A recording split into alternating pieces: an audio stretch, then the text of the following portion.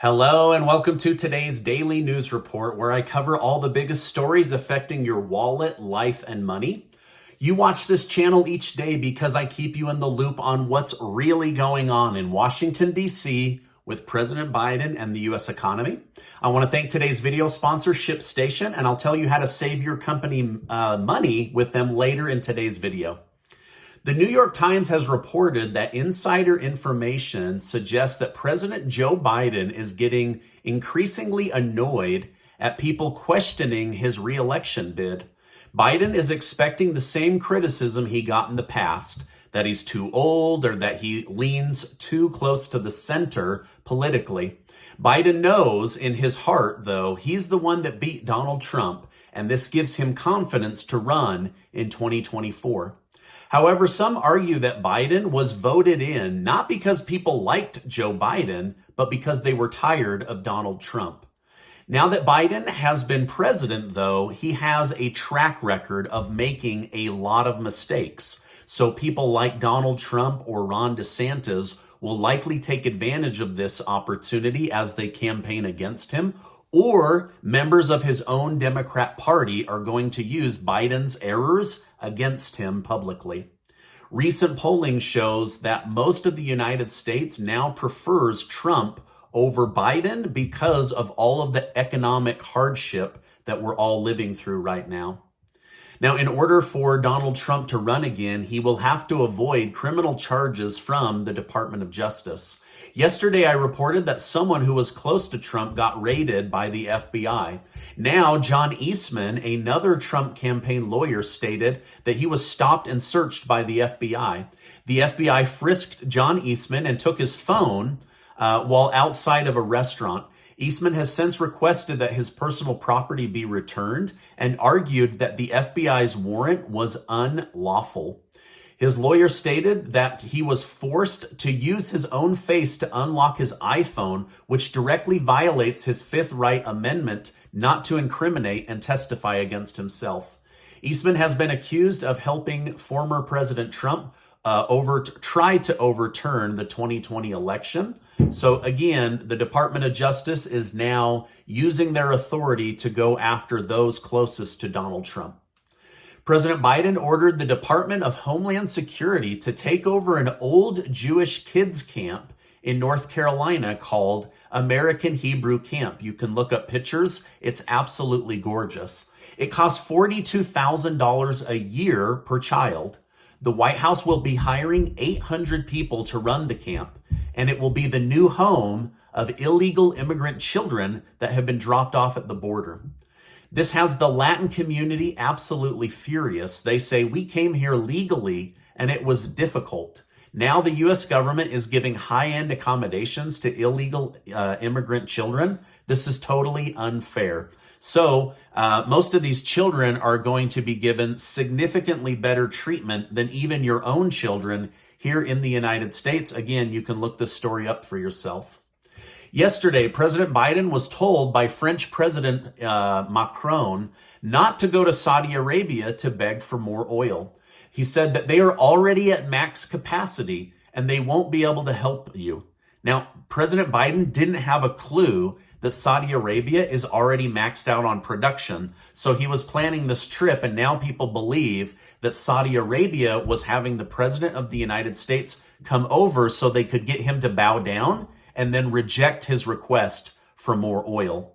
Now, there are reports coming out that the White House is now seriously entertaining begging the country of Venezuela for more oil if Saudi Arabia, in fact, is already at max capacity.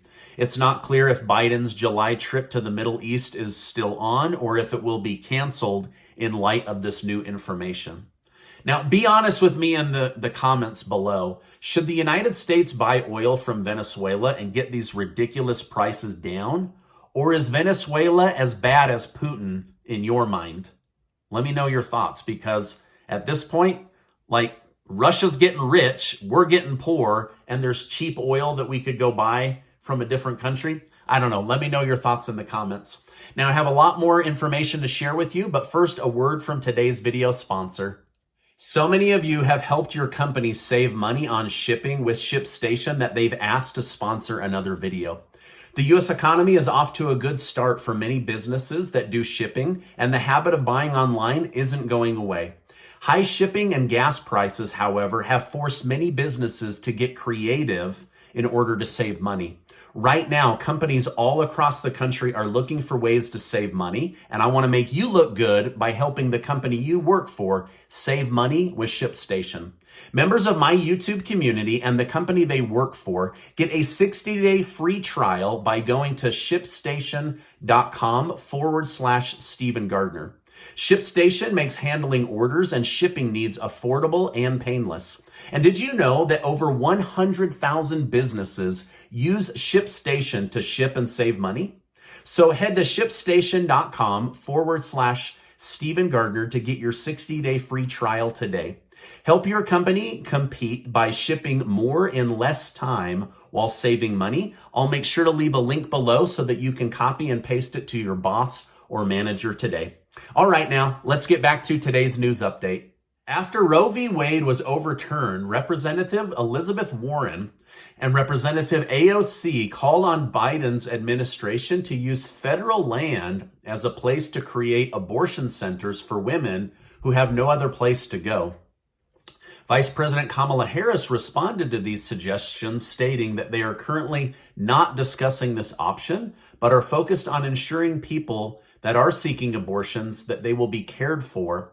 And Biden has already voiced his support for the FDA-approved medication to end early pregnancies, but it's unclear if he will support abortion clinics on federal land. Now, we know he won't support drilling oil on federal lands, but we'll see if he supports abortion on federal taxpayer land. Now, Vice President Kamala Harris also mentioned that she is looking into the idea of using taxpayer money to give women free travel and free hotel vouchers to go to other states to terminate pregnancy. However, many are already pushing back on the vice president, saying, "Why are you using my tax dollars for abortion?" In addition to this, others are saying, why aren't you using government money to help those that want to get pregnant or those that wish to adopt these babies? So there's differing opinions continue on this heated topic.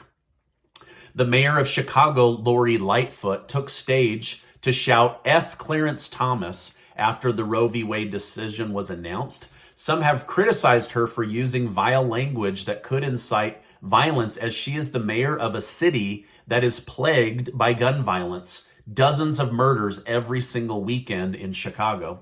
She further stated on Twitter, "To my friends in the LGBTQ plus community, the Supreme Court is coming for us next. This moment has to be a call to arms." Now, the phrase call to arms usually refers to summoning people to engage in hostile activities. So people are saying, why is a mayor of a violent city now using violent language to incite people that believe the same way that she believes? So again, these are very, very hot topics. I'm trying to cover them sensitively, but this is what is in the news today. We now know the United States government is lying about high inflation and what the number really is, because it would force them to give 50 million Social Security benefit recipients a 20% plus raise, and they don't have the money to do so.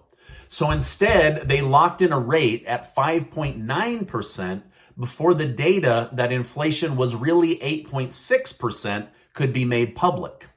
But seniors are the group being hit the hardest with this high inflation. Now, according to Martha Shaden, president of the National Association of Registered Social Security Analysts, $200 a month can make a significant difference for many people. That's $2,400 a year. She also went on to say many seniors rely on Social Security for the majority, if not all, of their income. So unfortunately, many seniors that are on Social Security benefits, it's their only money. It's their only source of income. Like, if that check ended today, they would literally be broke. So they're not only living paycheck to paycheck, but paycheck to minuscule paycheck. And so something has to be done. Representative Peter DeFazio and Bernie Sanders get their pay. They want to get their increase to Social Security benefits of $2,400 increased. That way, the pay increase would actually be closer to a 12% increase versus under 6% increase. Basically, if you're a senior today, even with a generous raise, you are losing money. And the money you are given has less buying power. And so many groups are now coming forward in defense of United States seniors and those on Social Security benefits. And they're saying, we need to give this group of people breathing room in order to survive this crazy inflation.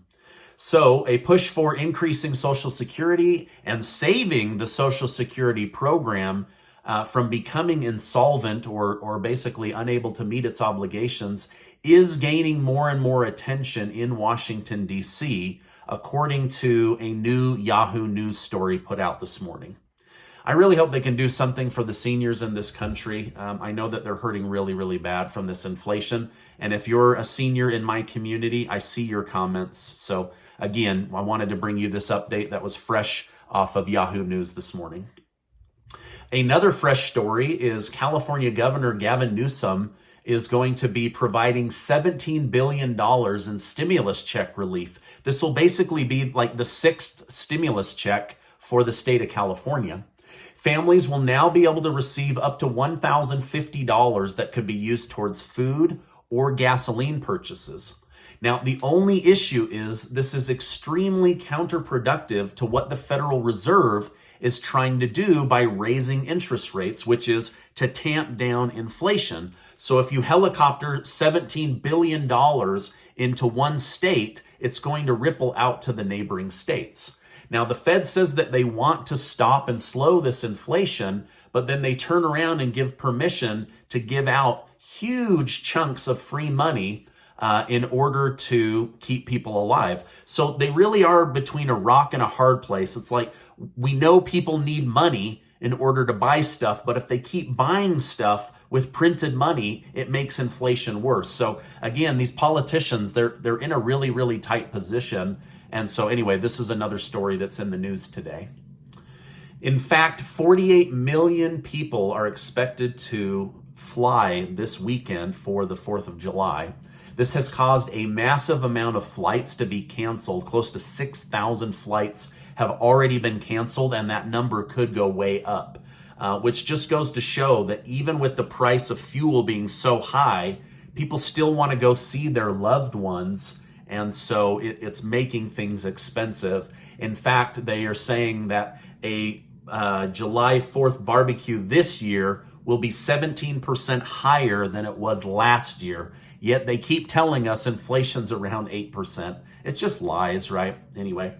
Now, several months ago, I shared on my channel how the state of New York opened voting to everybody that lives in New York, including foreigners and illegal immigrants. Well, the New York Supreme Court yesterday struck down this measure and showed that only United States citizens are allowed to vote in U.S. elections. So that has now been squashed.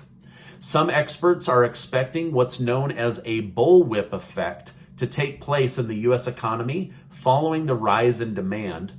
In simple terms, retailers are overstocking right now to try to make up for being behind in the past. But what's going to happen is they're going to have too much inventory and they'll be forced to lower their prices in order to get inventory out the door. So the Fed may see this and say, hey, whoa, we're going to actually lower interest rates or not raise them the following month because all of a sudden things are lowered in price. But that's called the bullwhip effect. There's also talk that the Fed will likely stop raising rates or even lower them right before the November election. This could be because President Biden demands Jerome Powell do this. This could also be to avoid a recession, which would spook the entire country. Now, stocks being down, and being in high inflation. These are bad combinations as you head into an election cycle. So some are expecting Biden to come out and maybe try to pressure the Federal Reserve Chairman. Now, every president does this, so this would not be unique to Biden. But this is what you might expect with your money here over the next 120 days if you have money in the stock market. Now, this is my update for today. As I know more, I will definitely come on and share more with you. Hopefully they get something done about these gas prices, which would lower prices in so many different areas. Hopefully they can do something for people that are raising children, something for people that are on Social Security Administration benefits. The seniors in our country are really, really struggling. Now, don't forget, Casey and I are doing our best to help out. We're giving away $6,000 in cash, thanks to generous video sponsors, and I'll make sure to leave that link below in the video description section. Also, check out ShipStation in the video description and also the pinned comment. Copy and paste that link. Send it to your boss or manager. I promise you, if you save your company money, it's going to make you look really, really good, and that would make me very happy to help you and your company out. Now, before you go, I just want to remind you that you are amazing. Keep your heads up. I appreciate you being in my community, and I'll see you on the next video.